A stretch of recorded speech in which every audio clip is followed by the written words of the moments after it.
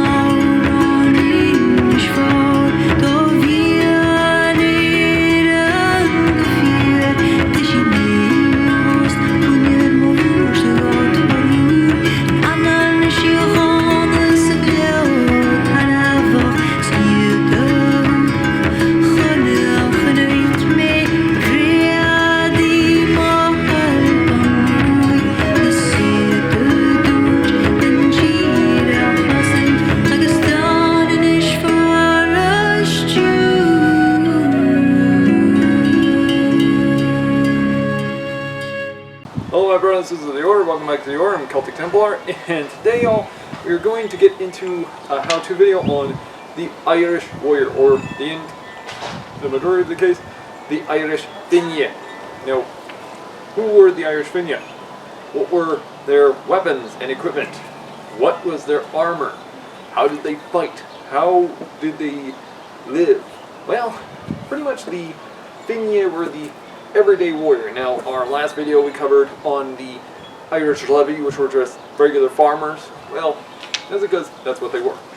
The Fine, on the other hand, these were the noble freemen. These guys would have been not exactly noblemen, but they wouldn't have been the poor person either. Their equipment pretty much was very light and effective, as you can see. The equipment I am using is mostly of that of, well, very light combat style equipment, something that which was more meant for shock force combat. So yeah. Now, some of y'all are going to end up asking me, well, Templar, give us a quick rundown. Well, certainly. And y'all would end up asking, what are you wearing? Well, I'm wearing what is called Hallstatt soft armor.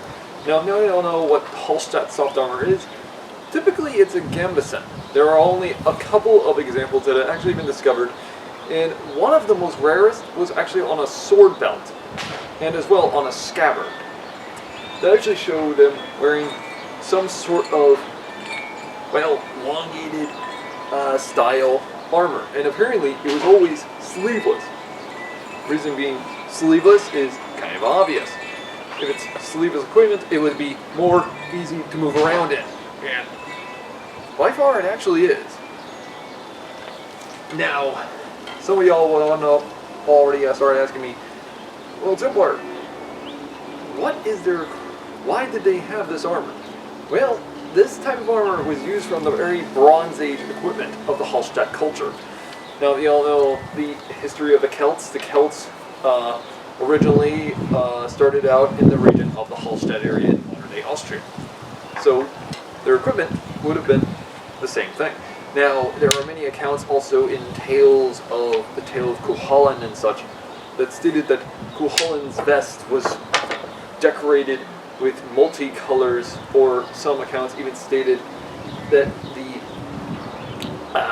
padded vest he wore had even animals painted on there. And there are also accounts from the Romans that stated that there were such animals such as boars, elk, and bear, that were even wolves, that were on the very fabrics that were sewn on there to symbolize the spirit of the warrior. So, kind of actually makes a very beautiful poetic story, especially knowing one of the poetic poems I have actually read about the equipment that they did wear. Apparently, the design of it was so well decorated and such that it looked like a beautiful pattern that was magically and almost impossibly made by the hands of the gods, or in this case, weaved by the Celtic deities. But it depends on which variation of poem you read. So, yeah. Now, the padded armor, this would have been very light, this would have been very effective, especially for combat use. This could stop a certain weapon and such.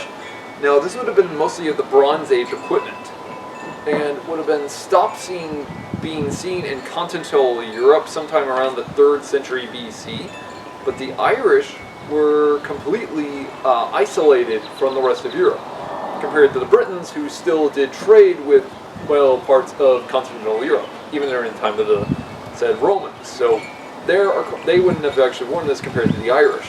So yeah. Now, their equipment actually also did vary from user to user. Now, what I am wearing around my neck is that called a torque. The torques are a symbol, a status symbol of wealth, and it shows me off, shows me I am a free man. If I wear this around my neck, I am a free man. So yeah. Now, I'm not wearing my cloak right now, as you saw in our, when we were dressing up for this and such, because one, the last video, that thing kept getting caught in certain areas, and unfortunately the brooch kept kind of choking me, so yeah, I'm not going to wear that one. But as well, you also see me wearing this style of helmet. Now, many of y'all will ask, Templar, what type of helmet is this? Well, I'm glad you asked.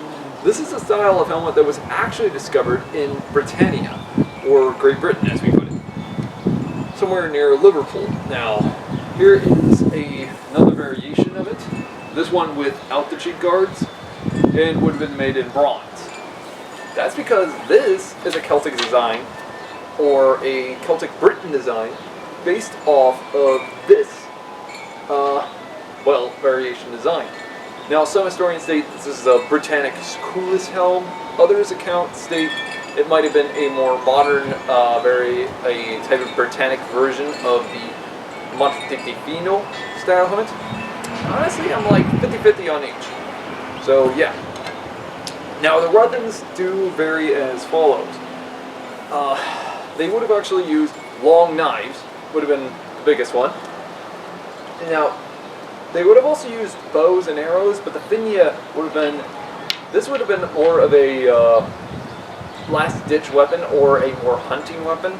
They preferred more shock combat for formation-style warfare, or this way, close range.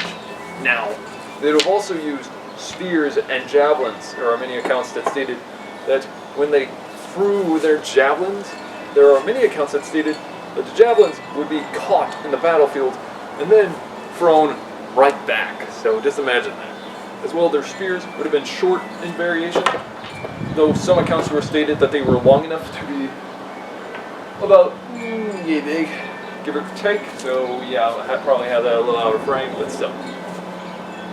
But there is always an account that stated they used them in such a fashion of warfare that they would have used them in such a quick motion and then brought them back right on back, or as well, even use them as a 2-meter long sword. In other words, use them as a swinging motion.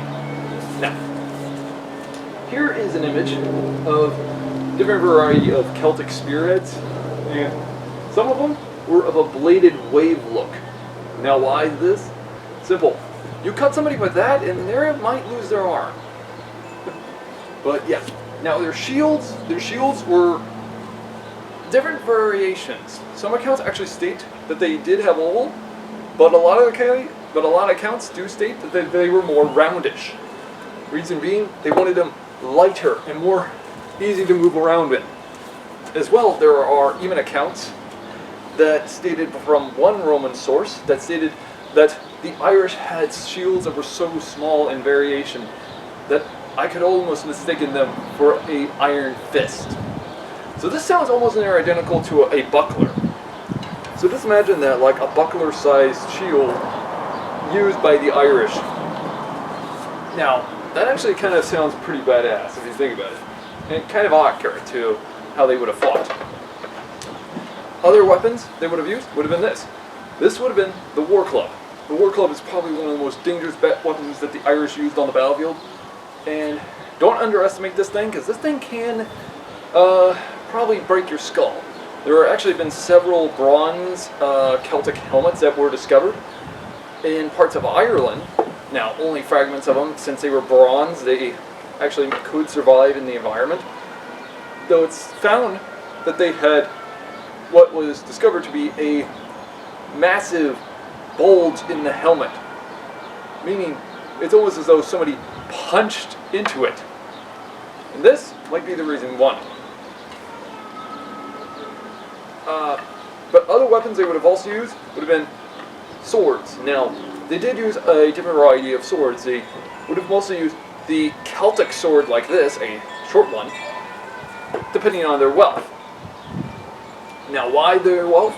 Kind of obvious. Their wealth is their symbol. The longer the sword, the more it shows them off. So, yeah. But yeah, the Celtic sword would have been used in a form of combat fighting to its type of form. Now, this is only one variation, and this is the short version. But let me get the other two, and you'll see my point. Okay, now, these are two variations of swords. Now, as you all see, the one in my left hand, this is a Celtic-style chieftain sword, and this one would have probably been the more iconic and used, especially because of the handle grip. Being one, this would be 10 times cheaper to manufacture, it would be more common to use bronze-style type weaponry. In fact, the majority of swords and weapons that they were discovered in such as Irish graves would have actually had been bronze handles and bronze blades, rather than iron. However, there are some accounts that do state that even some Roman swords were discovered in certain graves. However, though, due to archaeological finds, which were very rare in parts of Ireland, some of the iron swords were badly degraded over time. The only thing that remained was the wooden, slight pieces of wood and as well the bone handle. That was it. But there have also been bronze designs of the said scabbard that once lived and survived on the swords. So they might have used something a little more easy to get your hands on. Now, this would have probably cost me at least somewhere between 5 to 10 cattle in order to obtain the sword, or a lot cheaper would have probably been slaves that I could have taken from a neighboring village. So, yeah.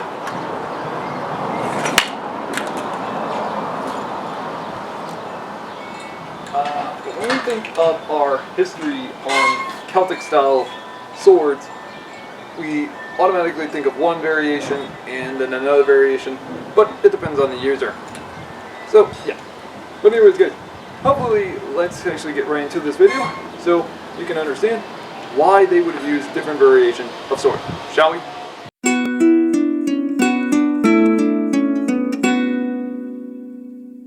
Flan for eating each cockage to all jacht was donach verkreeg verbaniert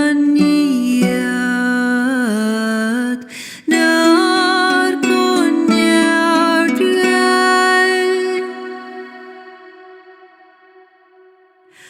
Robson, Robsudin Yarige Rimko Abra Noko Giva Bdina Brekta Ribal Savra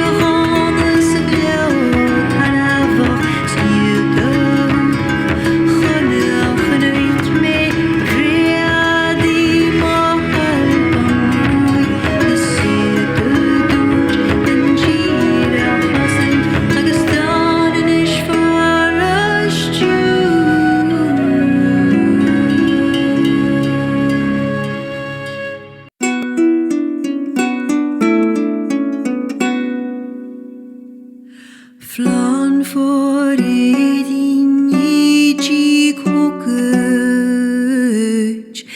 tu aljacht was donach verkrit verbaniert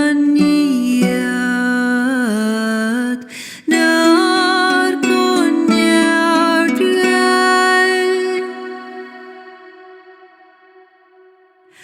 Robswan, Robsudin Yarige Rim Kolabra Noko Giva Pdina Brekta Riba Savra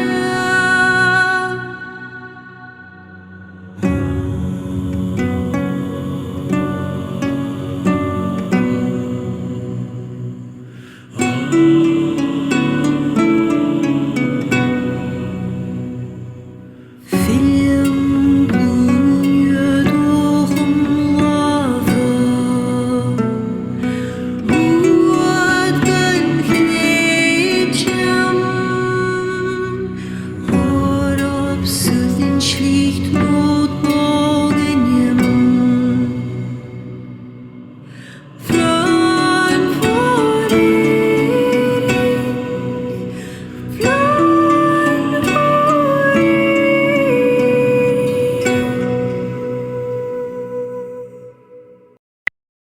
Quick in the valley, a young who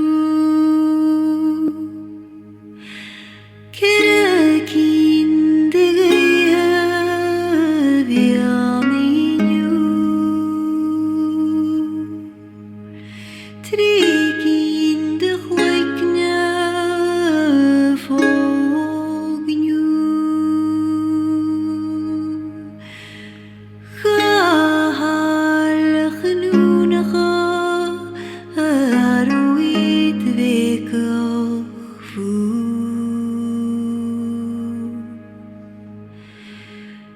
Vroeg een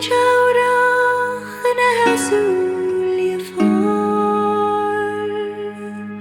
Het graag en jouwdag en azul far.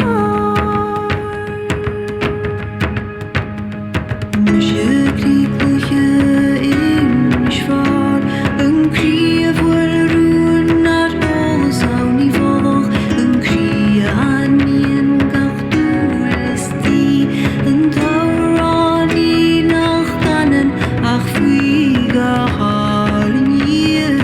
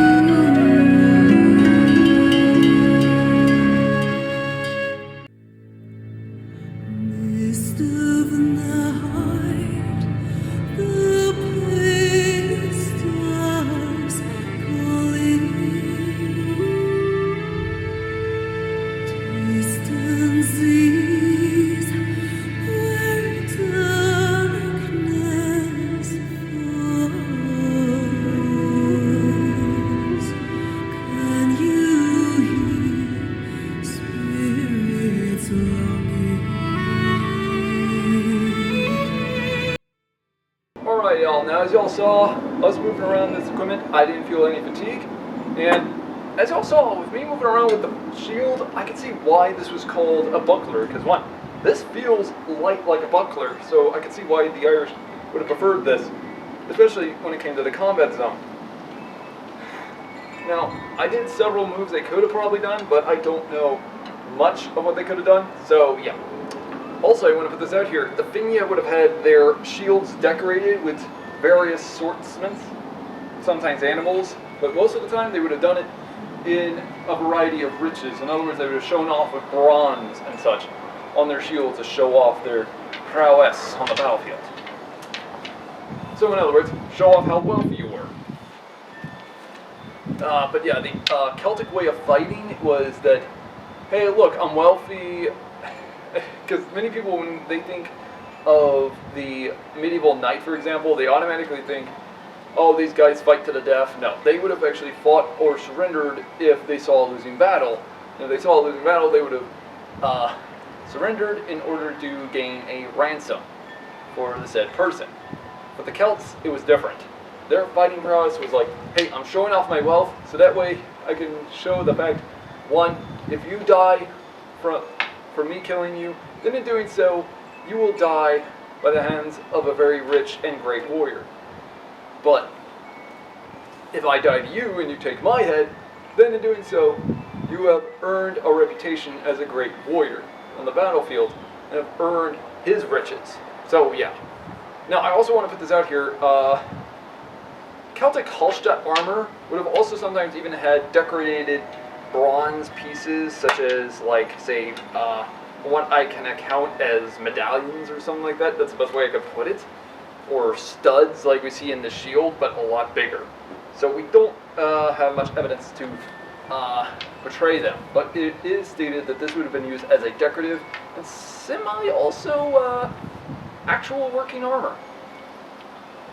But yeah. We can also understand that when the way the Irish might have fought would have been mostly that of loose combat, one-on-one fighting as an honorable form of combat. So it depended on your type of warrior. But yeah, if y'all like this video, like and subscribe for more. But yeah, for our other how-to videos. Now, I hear many people are already asking this one though. I probably am going to end up getting hearing a lot. But Templar, what about the swords? What type of swords would you think they would have preferred the most? Well, hard to say really, because at first I believe that I think they might have used something like a short sword like this, though they might have used something a little bit more different, something longer, if they earned up their status on the battlefield. But it depends. Now, I also hear many people already asking, why didn't you use the bow outside?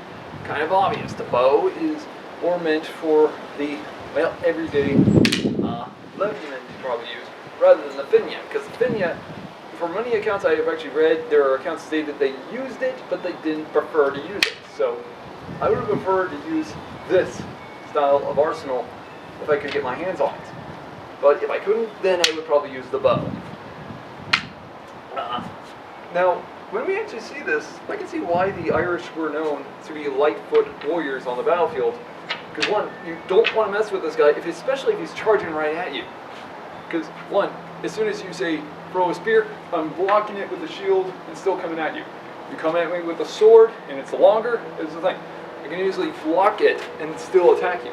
So this is probably why the Irish foot soldiers like this were probably more common to see on the battlefield, and not this big hulking warrior with ripped arms or something like that. Because there were so many myths about the Celts, it is not even funny, and it's kind of really stupid.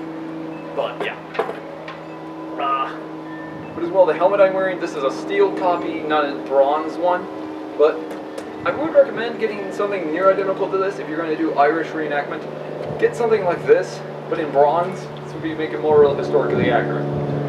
But as for the torque, well, there are different variations depending on your status of wealth, so yeah.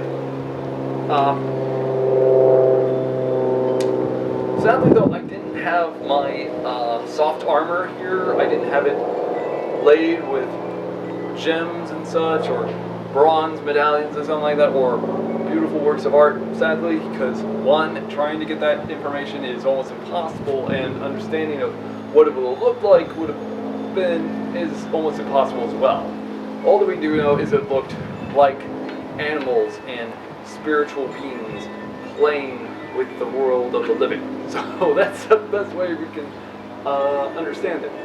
But yeah, now what do y'all find most fascinating about the Irish warrior, or in this case, the Irish finian?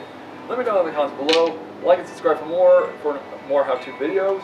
As well, y'all, we will be getting into more of our how-to video series as well, hopefully very soon, even covering the Irish wolfmen, or Irish werewolves, known as the Gurgaga, and as well, even the Irish noblemen, very soon, for the 1st-3rd century.